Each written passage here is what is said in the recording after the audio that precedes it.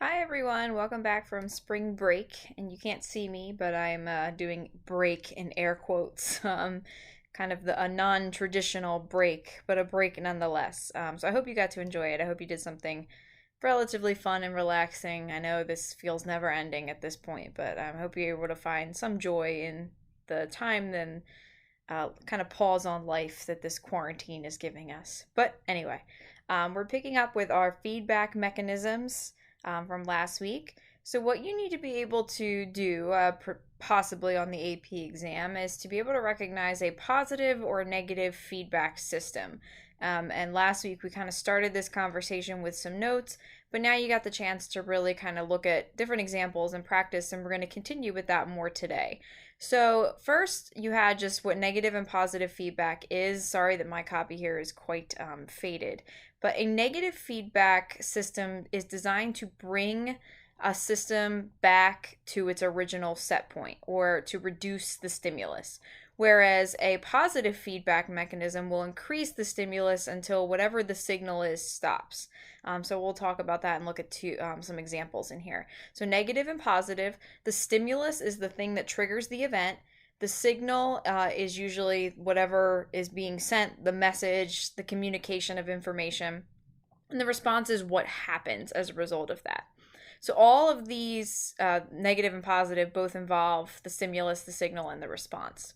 So you have a kind of a silly example here with a puppy, and you were asked to answer some of the questions based on praising a puppy. You know, you throw the ball, the puppy gets the ball, brings it back to you, and you say, "Good job," and you rub it on its head, right? Who's a good boy? Who's a good girl? Right? All that stuff. If you have a puppy, they get super amped about that stuff. So the question is the puppy likely to chase the ball again? Yeah, puppies love when you tell them they did a good job and you scratch their head or scratch behind their ears, right? So the stimulus is the puppy chasing the ball, and the response is you telling the dog that they did a good job. So in this case, you should have said that this was positive feedback. And you should have said that because every time you are throwing the ball, or the puppy chasing the ball, you're increasing that stimulus. You keep telling it that it's doing a good job. It's going to keep doing that until you stop throwing the ball.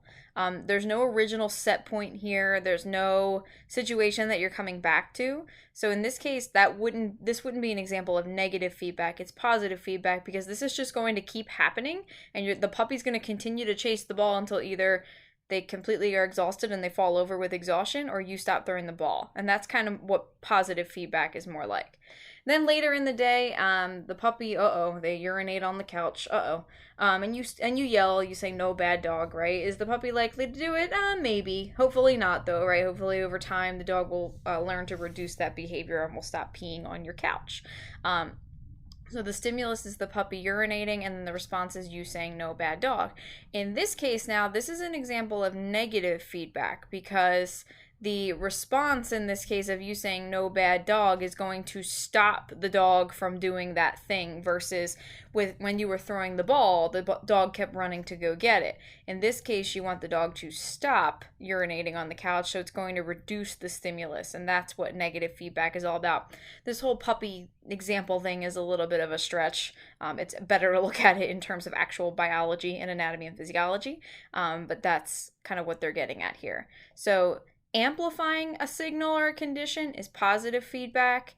Bringing it back or limiting it, stopping it, that's negative feedback. So let's look at some better examples here. Thermoregulation, this is the classic example of negative feedback. Talked about it in the notes. I would say on a traditional AP exam, there's almost always a question about it. I don't know what this year, if you could see it or not, but let's go through. Based on what you see in the model, propose a definition for thermoregulation. This is all about regulating temperature, keeping your body temperature within an optimum range, or homeostasis, right? Homeostasis is that balance. So we want to keep our body within a normal temperature range. The part of the brain that controls that is the hypothalamus. And then you're asked, what are the mechanisms that the body uses to cool itself? So sweating and vasodilation, remember that's when your blood vessels widen. And that's going to help to release heat from your body. To heat yourself, you get shivering and vasoconstriction. That's when your blood vessels narrow, and that's going to help keep heat from leaving your body and keep you warm. Consider the feedback loop that cools the body when it is too warm. Identify the stimulus and the response. So the response is the body getting too hot. It's a temperature over our normal set point. So the response then is the sweat glands producing sweat, vasodilation to help cool the body. So in this case, this is a negative feedback loop. And the reason it's negative is because the response that we get, the sweating, the vasodilation, that's going to limit the stimulus. It's going to then bring the body back to its regular temperature, back to a set point. That's what negative feedback is all about. Whenever I think of negative feedback, I think of maintaining or balancing homeostasis. And that's really what thermoregulation is all about. So thermoregulation, great example of negative feedback. When the body becomes too cold, same deal. Stimulus is the body falling below its normal temperature. The response, shivering, blood vessel constriction, or vasoconstriction, this is still negative feedback because you are, again, balancing homeostasis. You're limiting the stimulus. Even though in this case the stimulus is below body temperature, you still want to bring it back to normal. There are systems or responses that work to bring the body temperature back to its normal balance. Sometimes students get confused. Sometimes they think that high temperature is positive and low temperature is negative, or vice versa. No, this is all negative feedback because both are systems, physiological systems set in place to bring your body back to its normal temperature. All right. And then you were asked, would a positive feedback loop ever be helpful in maintaining homeostasis? Absolutely not. No. If your thermoregulation system worked on a positive feedback loop, when your body got hot, your body's response would be to continue making you hotter. It would start doing things like the shivering and the vasoconstriction. It would be opposite of what it's supposed to do. Same thing if you got cold. Your body would, if it was positive feedback, it would start doing things to make you even colder. So that would not be good. That would be a bad situation if your thermoregulation ran off of a positive feedback system. So then, would a single negative feedback loop ever be helpful in maintaining homeostasis? No. And temperature we see here is a perfect example. There are two systems here to keep your temperature at its set point or at homeostasis. So usually it's more than one. All right. Sorry, my dog is barking. Autumn. Thank you. Childbirth. Childbirth is a classic example of positive feedback. A lot of times this is an example that is confusing for students, but just keep in mind childbirth, positive feedback. And we're going to go through and talk about why in a second. Autumn! Autumn! Sorry. So what is the stimulus in this case? The stimulus is the baby about to be born. So childbirth, the baby's inside of the uterus, and he or she starts pushing on the muscles in there, starts descending down the birth canal and pushing on the cervix. There are muscles in there that are going to contract to help get the baby out, keep pushing the baby further and further. So the stimulus is the baby pushing on the nerves inside of the cervix, and the response is the uterine walls contracting. So the uterus is going to contract to start pushing that baby out, just like how your esophagus has muscle movements inside of it to push your food down to your stomach. So in this case, what hormone released from the hypothalamus increases the intensity of the contractions? That's oxytocin. So this was talked about in chapter 32 in the notes. This is a hormone that gets released as the baby is pushing on the cervix walls. That hormone gets released, and that then helps in the contraction of those muscles to help in childbirth. So when the intensity of the contractions increases, will the stimulus increase or decrease? So as the baby pushes more and more, right, more and more oxytocin is being released. So you get more muscle contraction. So this is just going to keep going and going. The more the baby puts pressure on the uterine walls and the cervix, more hormone being released. So more pressure, more hormone, more contraction. So it's just going to keep ramping up and amplifying that signal or amplifying that stimulus. So this is positive feedback. We're not trying to get back to a set point in this case. We just keep amping up that stimulus, just like throwing the ball to the puppy. Puppy's going to keep going and catching the ball because you keep telling it that it's doing a good job. What will eventually stop the stimulus? So when the child is born, when it leaves the birth canal and the pressure on the cervix stops, that will stop the feedback loop. Sometimes students get confused and they think that This is negative feedback because when the baby's born, now you're back to normal because you're not pregnant anymore and you're not giving birth.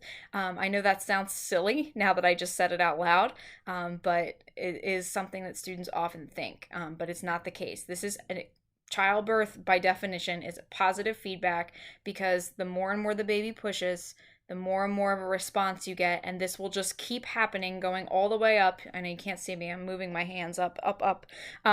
This will just keep going all the way up until the baby is born, and then the whole thing will stop. The feedback mechanism will stop. So that's your example for positive feedback.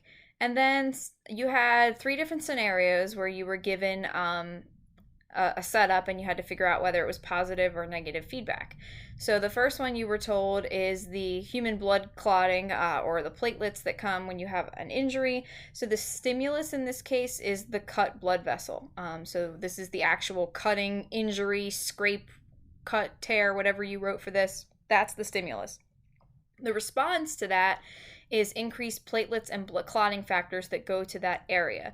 The immune system is no longer in the AP biology curriculum, but we would have talked about that. There are messages that get sent out for more of these clotting factors, which are proteins, to rush to that area where your cut is, and that helps to clog up the clot or clog up the cut so that you stop bleeding. So in this case, this is positive feedback, and the reason being that more and more of these platelets will come to that area with that cut, and it will stop that signal or stop that response once the bleeding stops. So again, students often think that it's negative because it's bringing the body back to homeostasis where it wasn't bleeding before. But in this case, we're talking about just the clotting reaction itself and what that is. That is positive feedback because you have an increased amount of those clotting factors, proteins coming to the area to stop that bleeding until the bleeding actually stops. Then the feedback mechanism stops. Part B was about a person who has not had enough water and they become dehydrated. This causes a loss of blood pressure, which will trigger the release of the antidiuretic hormone, or ADH. This hormone deals in helping the kidneys to reabsorb the waters that is in essentially your urine. It helps to make sure that you don't basically urinate out too much water so that you stay hydrated. So the stimulus in this case is the loss of water or the loss of blood pressure, because ultimately there's a lot of water in your blood. So that's gonna, if you have more of that, it's gonna keep your blood pressure high. So the response then is the reabsorption of water. And in this case, this is a negative feedback loop because we are working to keep the body at homeostasis, keeping the body from becoming dehydrated, balancing that amount of water that we have. And then the last one here, when a human increases physical activity, the amount of fuel burned in its cells also increases, which in turn increases the concentration of dissolved carbon dioxide in the blood.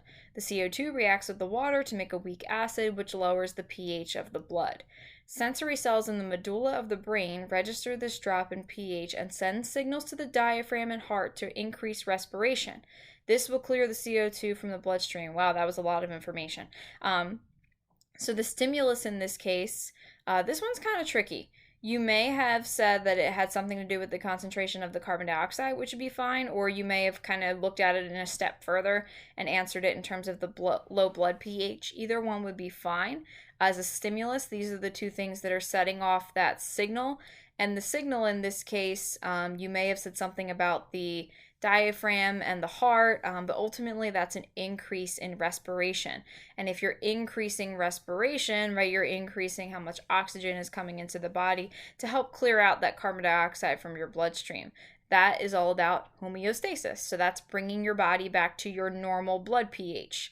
That's something that your body has to maintain. You're always around 7.4 on the pH scale. So that's a homeostasis thing. That's a negative feedback loop, bringing your body back to that set point. All right. How'd you do? Did you do all right? We're going to do some more practice with these, some different scenarios. It's not so much, you don't need to know all the anatomy here and what all these things are and how they work, but you need to be able to kind of glean from the information given what kind of feedback system it is and be able to talk your way through it and explain. So we'll do more practice. All righty.